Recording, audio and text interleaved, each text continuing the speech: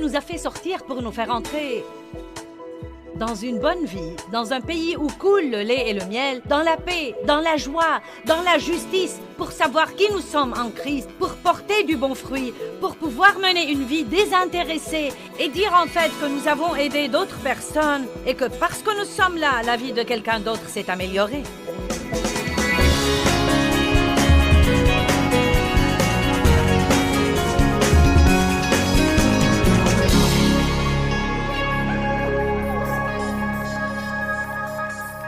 Eh bien, je vais vous enseigner sur l'obéissance ce week-end, du moins dans les quelques premières réunions. J'ai senti dans mon cœur qu'il était temps d'enseigner sur l'obéissance.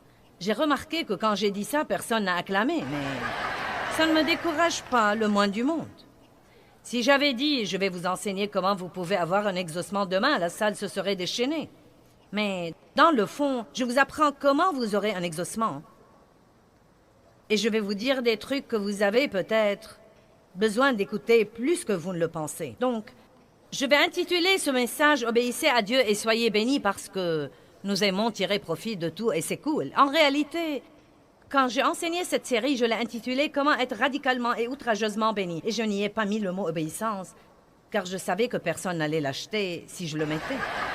C'est comme la série que j'avais faite sur la fierté, vous savez. Elle est restée là et je ne comprenais pas pourquoi personne ne l'achetait et Dieu m'a dit « Les gens qui en ont besoin sont trop fiers pour l'acheter. » Donc, nous devons faire attention aux titres que nous mettons sur les trucs. Mais je me suis dit que puisque je suis là à Tulsa, je vais m'armer de courage et vous dire franchement que je vais enseigner sur l'obéissance. Amen?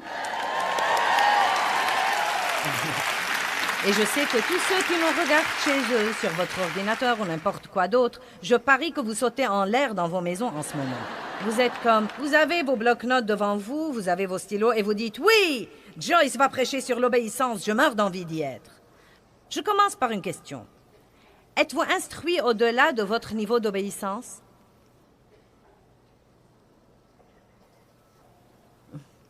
De combien d'études de Bible avez-vous besoin avant de commencer finalement à obéir? Et c'est en réalité un grand problème dans quelques secteurs du christianisme aujourd'hui.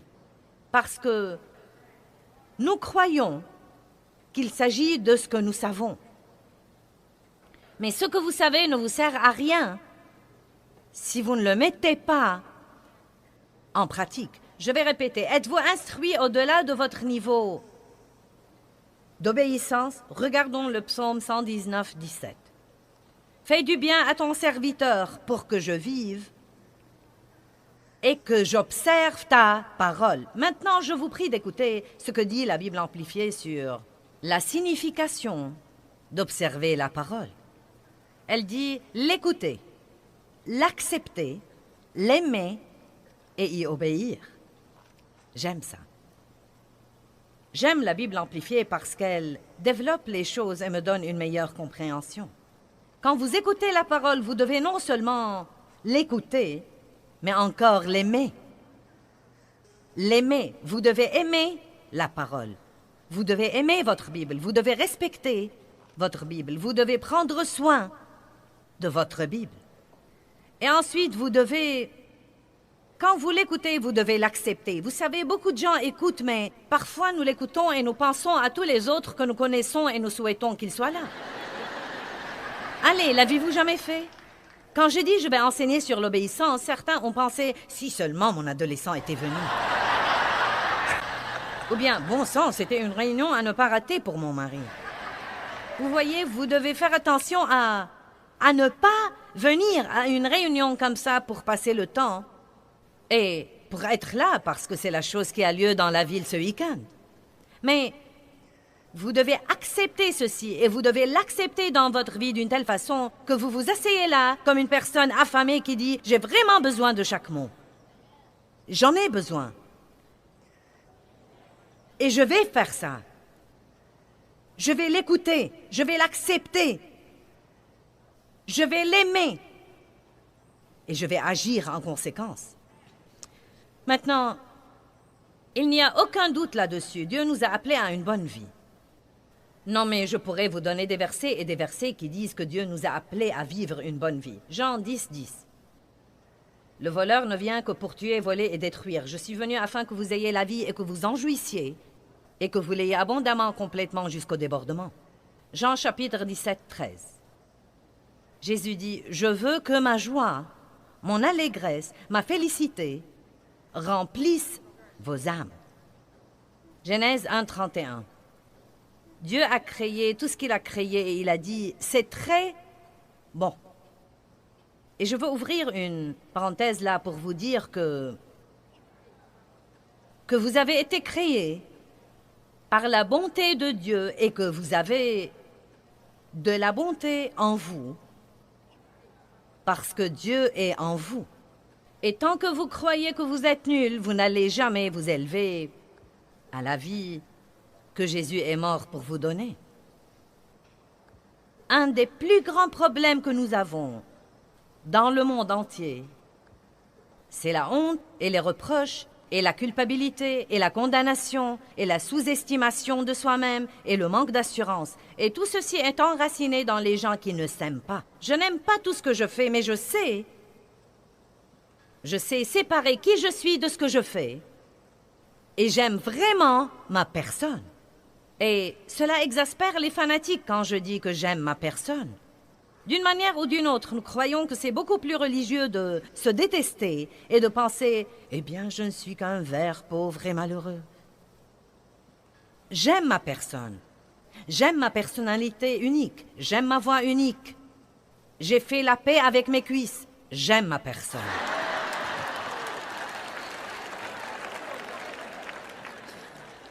Amen.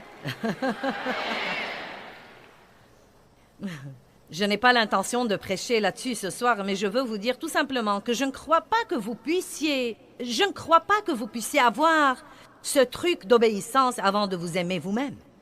C'est la réalité.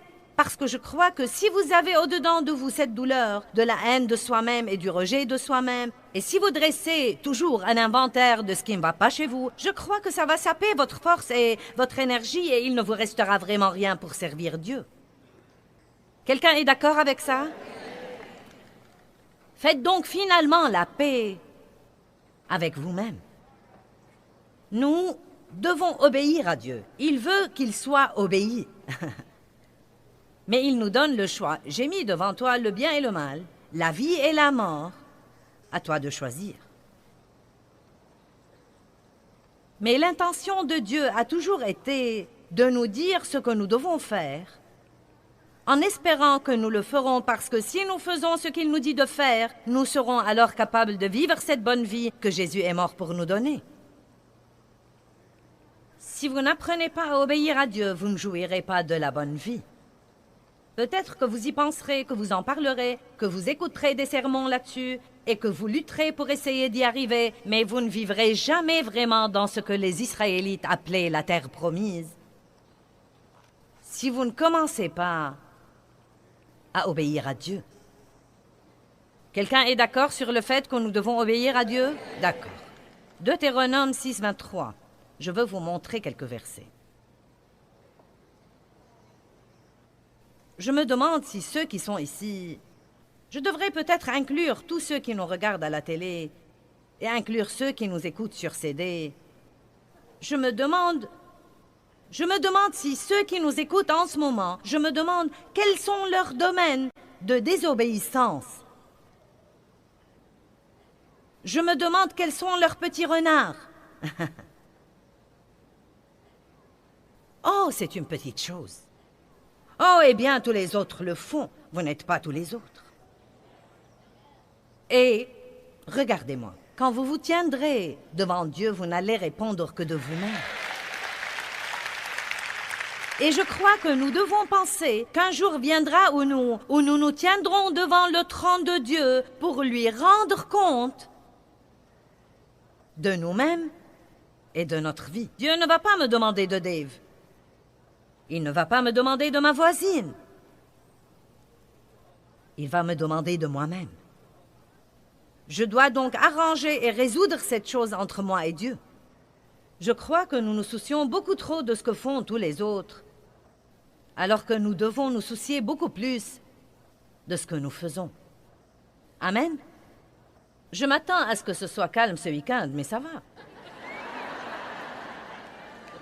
Vous savez, les pasteurs aiment mieux quand ils ont des acclamations, mais Dave me dit toujours, s'ils sont d'accord, c'est qu'ils le savent déjà. Et s'ils sont vraiment calmes, c'est qu'ils réfléchissent à ce que tu as dit.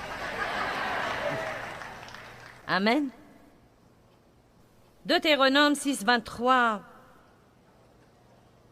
jusqu'à 25. Et il nous a fait sortir de là pour nous amener dans le pays qu'il avait juré à nos pères de nous donner. J'aime toute cette idée de les faire sortir pour les faire entrer. Il nous a fait sortir de l'esclavage du péché, non pas pour que nous puissions nous débrouiller dans la vie et vivre malheureux, la tête baissée tout en essayant de survivre jusqu'à ce que nous allions au ciel. Il nous a fait sortir pour nous faire entrer dans une bonne vie, dans un pays où coule le lait et le miel, dans la paix, dans la joie, dans la justice, pour savoir qui nous sommes en Christ, pour porter du bon fruit, pour pouvoir mener une vie désintéressée et dire en fait que nous avons aidé d'autres personnes et que parce que nous sommes là, la vie de quelqu'un d'autre s'est améliorée. Il vous a fait sortir pour vous faire entrer, non pas pour que vous puissiez errer dans le désert et tourner autour des mêmes montagnes toute votre vie. Les Israélites ont passé 40 ans à faire un voyage de 11 jours. Ne copions pas leurs erreurs.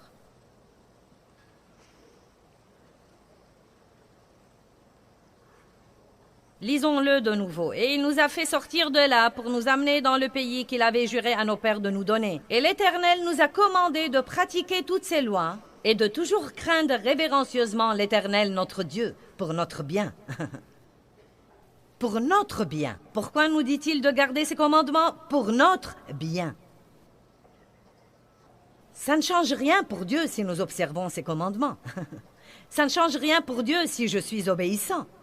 Ça ne change rien pour Dieu si je suis désobéissant. Mais ça change tout pour moi si je suis obéissant ou désobéissant.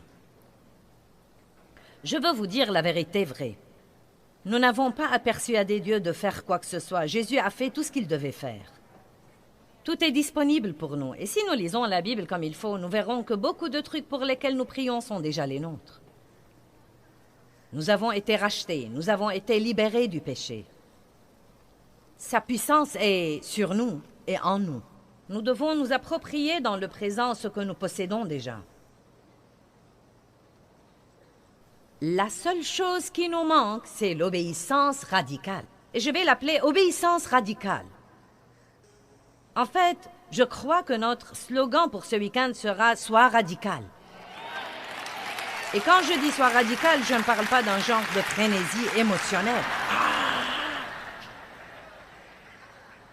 Mais je parle d'être radical dans l'obéissance. Je dis que si vous êtes la seule personne au travail qui ne transige pas, alors vous êtes radical.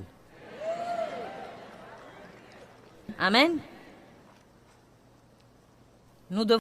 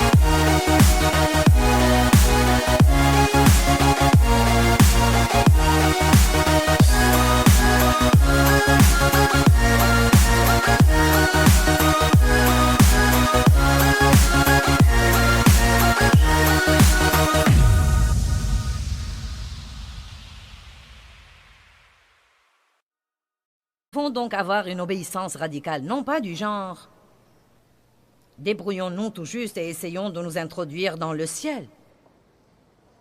Mais essayons d'être le genre qui permet à Dieu de nous oindre de sa puissance et de nous confier ses dons et de nous permettre de luire pour lui comme des étoiles brillantes dans un monde obscur et mourant. Nous devons mener des vies qui amènent les autres à vouloir ce que nous avons. Deutéronome 10, 12 et 13. Maintenant, Israël, que demande de toi l'Éternel, ton Dieu, si ce n'est que tu craignes révérencieusement. Ce mot révérencieusement était dans les derniers versets que nous avons lus. Si ce n'est que tu craignes révérencieusement l'Éternel, ton Dieu, afin de marcher dans toutes ses voies, d'aimer et de servir l'Éternel, ton Dieu. Comprenez cette phrase parce qu'elle va vous prendre quelque part. De toute ta pensée et de tout ton cœur. De toute ta pensée et de tout ton cœur et de tout ton être. Donc, Dieu veut que nous le servions non seulement par nos actions, par notre homme extérieur, mais il veut que nous le servions par notre cœur et notre attitude. Je veux vous parler un peu ce soir de votre vie intérieure et de ce qui se passe au-dedans de vous. Nous pouvons le cacher aux autres, mais nous ne pouvons pas le cacher à Dieu. Et l'homme caché du cœur est vraiment plus important pour Dieu que toute autre chose. Le motif est très important pour Dieu. Quelle que soit la bonne œuvre que nous faisons, si nous la faisons avec un mauvais motif, nous n'aurons pas de récompense. Elle sera consumée par le feu. Pour que tu observes les commandements de l'Éternel et ses statuts que je te commande aujourd'hui pour ton bien. Maintenant, je crois que la vraie obéissance commence dans la vie intérieure. Elle commence dans la pensée. Et je crois que bien trop de chrétiens ont toujours des tas et des tas de pensées puantes.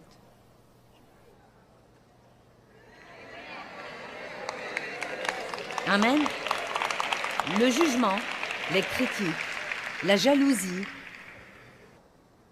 les pensées impures, les pensées perverties, et ainsi de suite. Un homme ou une femme ne commettent pas l'adultère sans avoir d'abord de mauvaises pensées. Il est très difficile de rester fâché si vous refusez d'avoir de mauvaises pensées. Et pourtant, dans le monde entier, les chrétiens sont fâchés. Je sais que vous ne l'êtes pas, mais honnêtement, certains d'entre vous sont non seulement fâchés,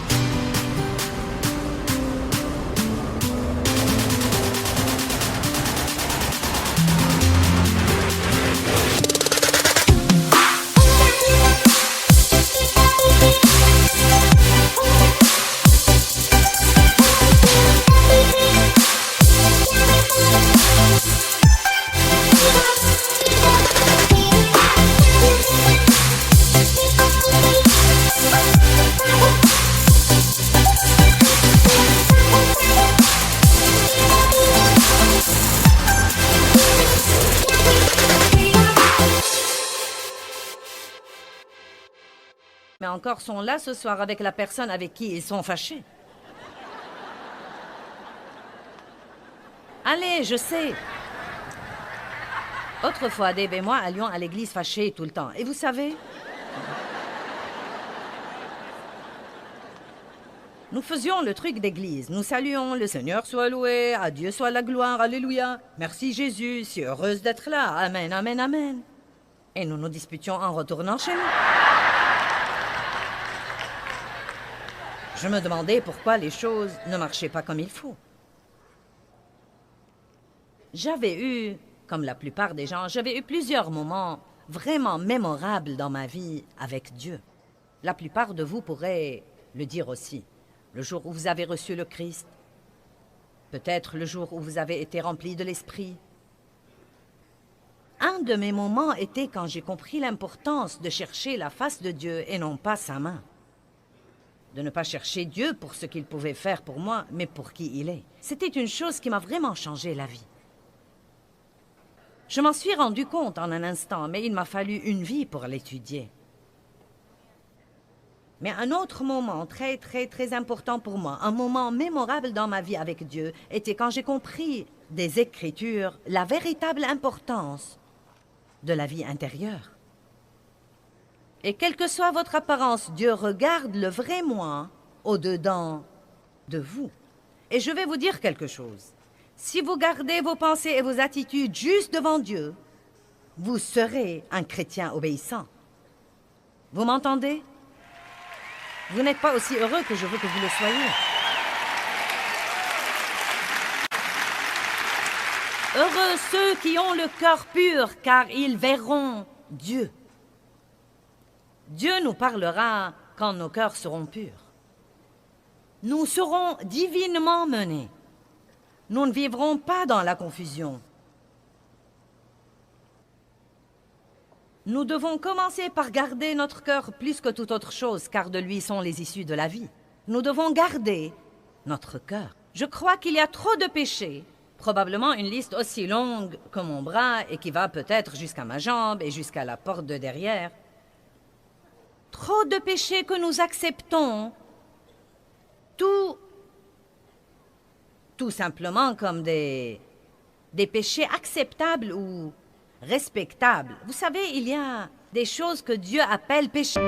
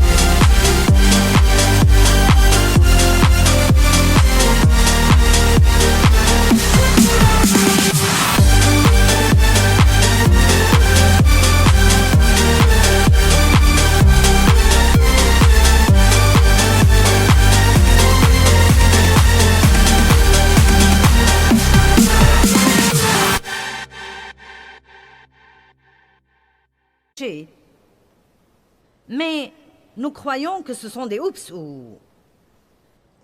Eh bien, vous savez, c'est le 21e siècle. Non mais, les gens vivent ensemble aujourd'hui sans se marier. C'est le 21e siècle. Allez maintenant, n'éteignez pas la télé. J'essaye de vous aider, je n'essaye pas de vous blesser. Vous ne pouvez pas aider les gens sans affronter leur mauvais comportement. Nous ne pouvons pas avoir des leaders qui tapotent tout le monde dans le dos et leur disent qu'ils sont merveilleux tout le temps. Nous devons parfois avertir, conseiller, réprimander, donner une fessée. Amen. Pour votre bien. Pour votre bien. C'est trop facile de rentrer dans cette routine passive de « Ah, vous savez, je sais que j'ai un problème avec ça, mais mince alors, vous savez, il y a des problèmes un peu partout. » Non, nous devons être radicaux avec le péché. Nous devons être radicaux avec la tentation. Allez, dites à la personne à côté de vous, il est temps d'être radical.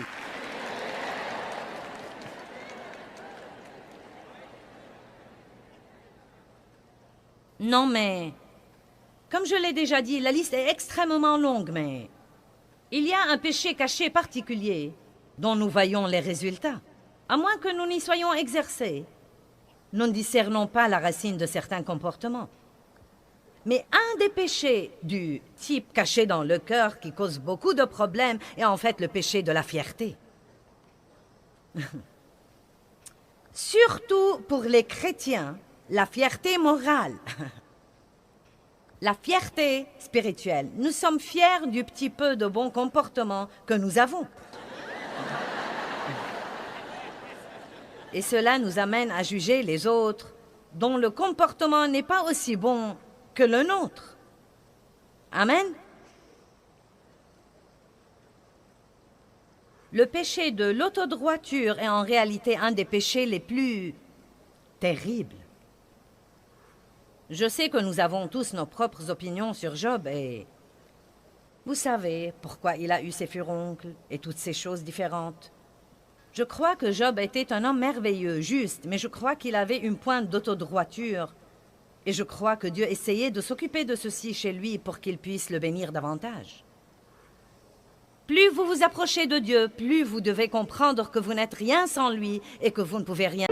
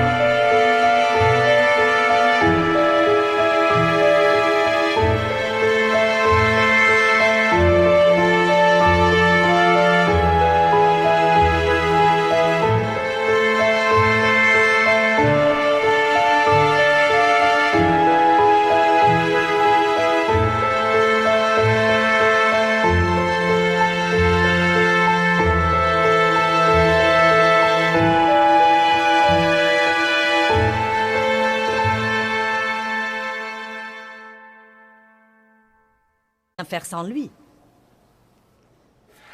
Impossible d'être fier de notre foi. Vous savez, nous sommes des gens de foi. Eh bien, d'où croyez-vous que vous avez eu cette foi? Nous n'avons rien que Dieu ne nous a pas donné. Tout ce que nous avons vient de Dieu. Tous les dons que vous avez viennent de Dieu. Mon don de communication vient de Dieu. Si vous êtes un grand chanteur, votre don vient de Dieu. Vous ne devez pas écouter quelqu'un d'autre chanter et penser « Eh bien, je chante mieux que toi. » Allez maintenant, je prêche bien, ne me huez pas. Je me rappelle qu'avant que Dieu ne me permette d'enseigner comme je le fais maintenant, j'observais les pasteurs à la télé et, oh, j'avais un désir si fort de le faire. Je pensais en les regardant, je pourrais de loin vous surpasser. Pas étonnant que je sois restée tout ce temps à enseigner 25 personnes et Dieu ne me laissait rien faire. Allez! Non mais si vous êtes à l'église le dimanche matin et que vous pensez « Mince alors, je peux sûrement chanter sous la douche mieux que ce leader d'adoration. » Je ne comprends pas pourquoi on ne m'a pas demandé de monter là. Écoutez vos pensées. Pas besoin d'aller très loin pour comprendre pourquoi Dieu ne vous a pas promu.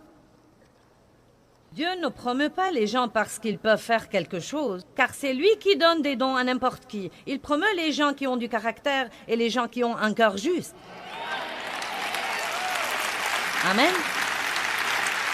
Vous voyez, beaucoup de gens ont des dons qui peuvent les prendre quelque part. Oh non, mais... des étoiles filantes. J'ai peur des personnes comme ça, car je sais qu'ils vont faire... Beaucoup de gens ont un don qui peut les prendre quelque part, mais pas assez de caractère pour les garder là une fois qu'ils arrivent. Si vous croyez que l'échec est une pression, vous devez essayer le succès. Je ne crois pas que vous m'avez comprise. Si vous croyez que l'échec est une pression, vous devez essayer le succès. Vous voulez que tout le monde vous connaisse? Eh bien, ils vont tous avoir des opinions sur vous. Et Dieu va exiger que vous leur pardonniez et que vous les aimiez de toute façon. Amen.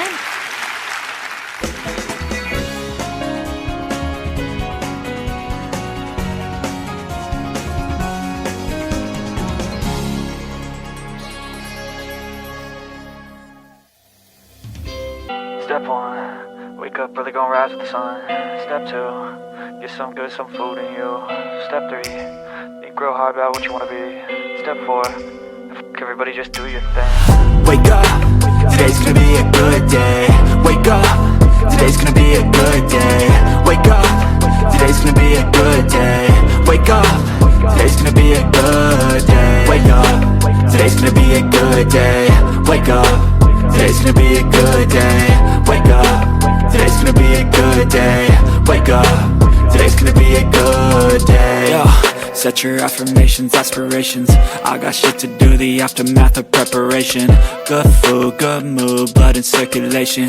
One step at a time, yeah, that's how you make it. Set a goal you control and the steps you take them. I try to pick one thought, have some concentration. And if I make a mistake, it's called education. I try to do this every day, call it replication. Wake up, today's gonna be a good day.